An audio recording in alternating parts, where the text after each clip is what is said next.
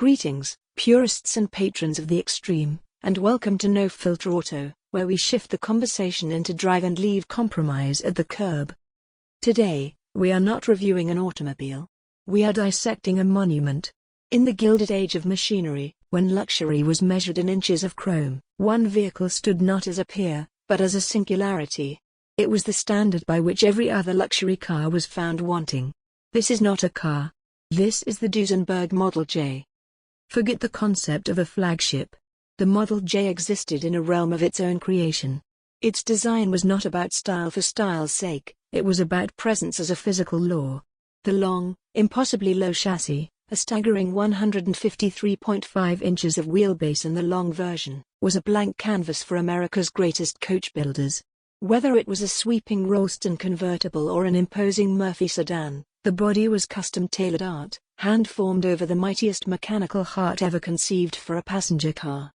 Open the door, a heavy, vault-like portal, and you entered a mobile throne room. The interior was not assembled, it was commissioned. Engine-turned aluminum dashboards, jeweled instrumentation by Swiss watchmakers, interiors upholstered in the hides of unborn calves.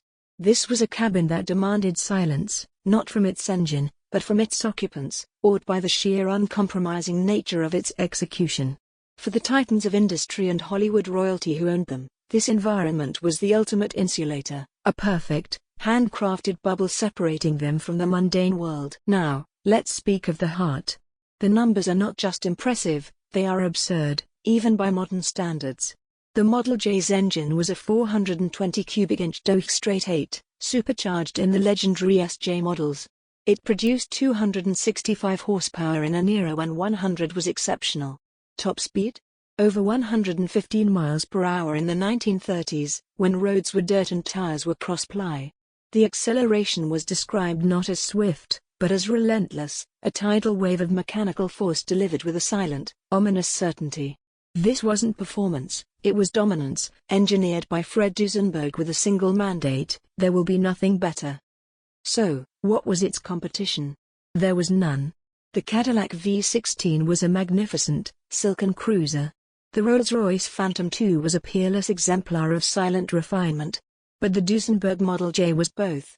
It combined Rolls-Royce levels of bespoke luxury with Bugatti Veyron levels of relative performance.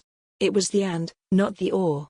It was the only car where the brochure famously, truthfully stated, the Duesenberg is the best car in the world. The Duesenberg Model J is the ultimate argument against compromise. It proves that when cost is no object and ambition is limitless, the result isn't just a vehicle. It is a landmark. It is the unattainable peak that every luxury car since has been climbing towards. It wasn't the best car of its era. It was the only car of its caliber.